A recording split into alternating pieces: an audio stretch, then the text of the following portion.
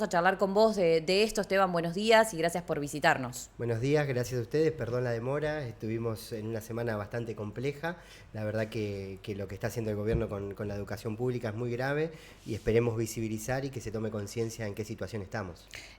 Lógicamente que inicia las clases y volvemos a charlar del salario docente, de la infraestructura docente, de la calidad educativa, pero a mí me interesa hacer una historicidad y poder poner a consideración que no tenemos paritarias nacionales para discutir la situación de los maestros, de las maestras y de la docencia en nuestro país. Y que esto fue una decisión política y que esto tiene algunos años desde que asumió el gobierno nacional de Javier Milei, que se quitaron las paritarias y que no hay posibilidad de diálogo siquiera de un salario docente que cuánto está cobrando hoy, quiero saber, y que qué pasa con esto y cómo perjudica también al sector.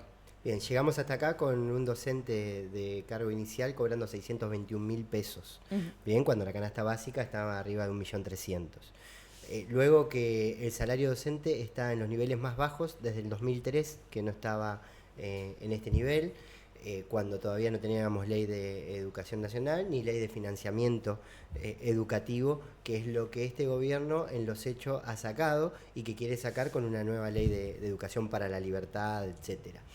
Desde que asumió Milei, nosotros nos vaciaron la paritaria nacional, lo hacen por ley, pero después no llegamos a ningún acuerdo.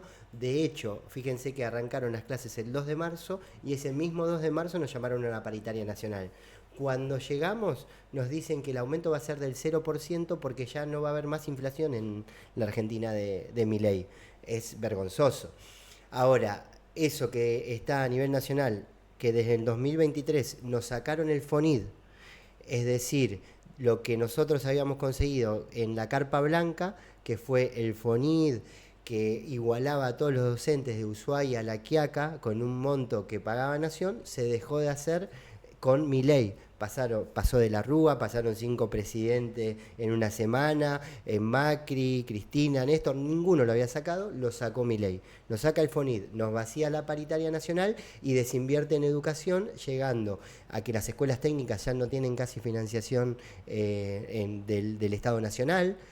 Si pensamos en un país que quiere industrializarse, en un país que quiere dejar de tener una primarización en la economía, tendríamos que apostar a la escuela técnica. Bueno, no hay aporte en las escuelas técnicas. Un ejemplo en el departamento es la escuela técnica número 6, que ya estaba licitada para con plata de Nación poder hacerse y sin embargo el gobierno nacional y el gobierno provincial han quitado esa licitación.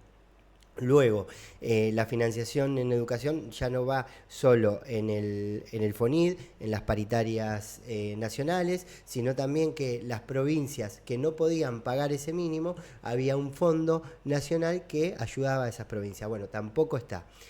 En el caso de Entre Ríos esto perjudica, no tenemos el FONID, no tenemos una paritaria nacional y hoy estamos dentro de las 3 provincias que menos se paga salario a los docentes. Y desde el 7 de agosto del año pasado que ACMER viene pidiendo una reapertura paritaria. Luego volvimos a pedirla en diciembre para no iniciar las clases con conflictos. Nos llaman una semana antes. Y cuando nos llaman una semana antes, estamos hablando de un docente que cobra 621.000 pesos, nos ofrecen 45.000 pesos en negro para los activos y 30.000 pesos para los jubilados. Obviamente que para rechazar. Vamos a una audiencia de conciliación para no entrar en conflicto, vuelven a ofrecer 60.000 pesos esta vez en negro y 30.000 para los jubilados. Y dice, ahí sí van a pasar el mínimo a 750.000 pesos. La que cobraba 621 va a pasar a 680, pero esos 70.000 pesos te dan otra vez en negro. Y esto achata el escalafón. Ahora con el decreto, porque esto ahora lo hizo por decreto Frigerio, va a haber un montón de docentes cobrando 750.000 pesos, en negro 130.000 pesos más o menos. Y ahora, ayer, la primera reunión con los sindicatos para hacer una reforma previsional porque dice que la caja tiene déficit. Cuestión que es verdad, pero el primero que genera el déficit es el gobierno provincial poniendo montos en negro, de financia la caja, de financia la obra social, no nos llega el aguinaldo, no nos llegan las vacaciones, entonces el contexto es paupérrimo. Acá hay un claro ataque a la educación pública y hay un claro ataque al sector docente. No podemos obviarlo. A mí me parece que es una intención sumamente perversa la de achicar la escuela, la de ausentarse de la escuela, la de desinvertir en educación pública y no solo eso, sino precarizar al laburante, a la laburante que se dedica, que se encarga de la alfabetización de las generaciones activas de nuestra sociedad, lo cual me parece grave y me gustaría que me des tu postura también respecto de esto y de cómo lo leen ustedes. Sí, a los docentes en particular, pero a toda la sociedad en general. Y fíjense, con la fotito de querer arrancar el lunes las clases, hay escuelas que aún no tienen ordenanzas. Hay escuelas que aún no están abiertas las plazas para poder cargar a los docentes, por lo tanto hay gurises y gurisas, adolescentes que van a la escuela secundaria que no están pudiendo ir a la escuela porque el CGE no habilitó las plazas para que vayan. Por lo tanto, en particular el docente ese que ya está designado no puede trabajar y mientras tanto no puede cobrar. Si esto no se soluciona para el lunes, ese docente cuando se habilite recién va a cobrar en mayo, lo que está trabajando desde febrero. Ahora estamos diciendo no vayan a trabajar si no estás cargado, sos un docente fantasma, no existe. Entonces, esa situación en particular, que quizás va para todos los trabajadores, se ve en la educación porque si vos para la fotito querés inaugurar, pero no tenés ordenanza, partidas de limpieza insignificante, que ni tu casa la limpiás con 49.000 pesos una escuela, gurises que todavía la plata para el comedor no aumentó y todavía no ha llegado. Entonces, estamos hablando de un círculo vicioso que después dice el gobernador, lo que pasa es que la recaudación baja. Ah, mirá vos, y sí, obvio que la recaudación va a bajar si no tenemos para pagar los impuestos porque no tenemos para pagar el día a día.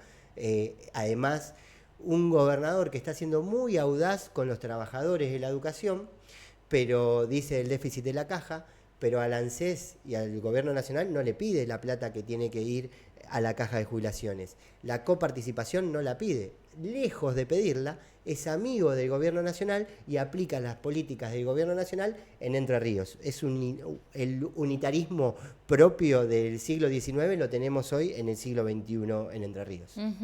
Parece lejana esas instancias donde no se requería, y no digo ni que esté mal ni que esté bien, digo, no se requería de un club de padres y de madres en una escuela para pagar un rollo de cocina en el jardín de iniciación, primaria, de jardines de infante, o un club de padres y de madres para pagar papel higiénico, papelitos glacé, boligoma de tus hijos y de tus hijas. No digo que esté mal, insisto en esto, pero son cuestiones que estábamos de alguna manera, habíamos entendido y ya habíamos discutido que eran presencia del Estado y que tenía que ver con una responsabilidad de los Estados de garantizar el acceso a la educación pública en igualdad de condiciones para las comunidades. Pero hemos dado algunos pasos atrás, me parece, ¿no? Como sociedad en estos diálogos. Y te voy a decir algo peor. Las docentes están haciendo trabajo de albañilería, tapando los baches que quedan ahí, trabajo de pintura, están pintando las aulas.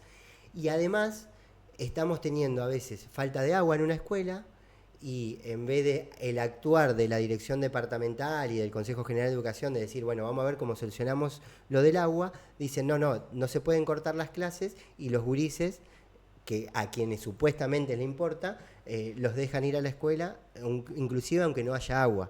En esa situación estamos, es decir, vamos a meter los 190 días a los pibes en un edificio que no es propicio para que se genere el hecho educativo de enseñanza y aprendizaje sin tener ningún tipo de cuidado ante la salud de esos gurises y de esas gurisas y de los trabajadores de la educación tampoco. ¿Cuál es la única gestión que se hace? No, tienen que tener clases sí o sí y ojo con decir que no hay agua. En esa situación hoy nos encontramos de la democracia a 50 años de la dictadura militar.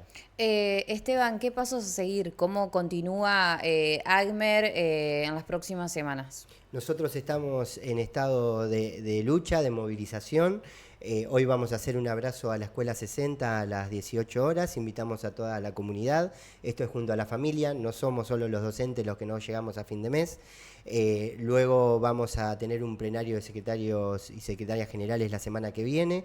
Vamos a hacer diferentes movidas de visibilización en cada departamento y movidas también a nivel provincial, porque ya no es solo el salario, sino que lo que se viene de la reforma previsional nos tiene muy preocupados, en estado de alerta. Ojo, porque cuando vino Frigerio acá y nosotros habíamos hablado sobre la caja de jubilaciones, nos dijo, pero fíjense lo que ganan ustedes y lo que ganan los jubilados nacionales.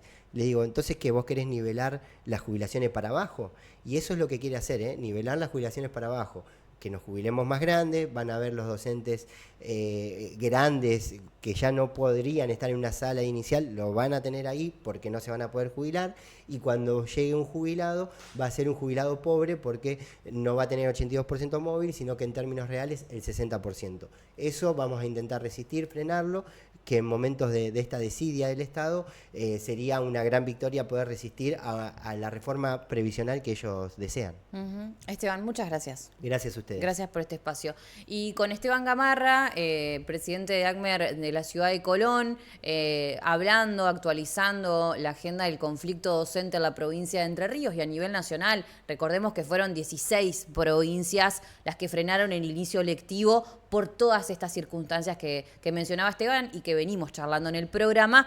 Es que, bueno, todavía seguimos discutiendo la educación pública y el lugar de las y de los laburantes, no solamente de la educación, sino de todos los sectores hoy de nuestro país que están siendo vulnerados, que están siendo atacados. Nos vamos. Hemos llegado al final del programa, así que el agradecimiento a todos, a todas que han estado del otro lado. Ana Cejas ha estado en la puesta en el aire y en las técnicas y también la producción del programa. Ani Alegre por acá los saluda. Esto fue el stream de la República Medios. Nos reencontramos el martes próximo.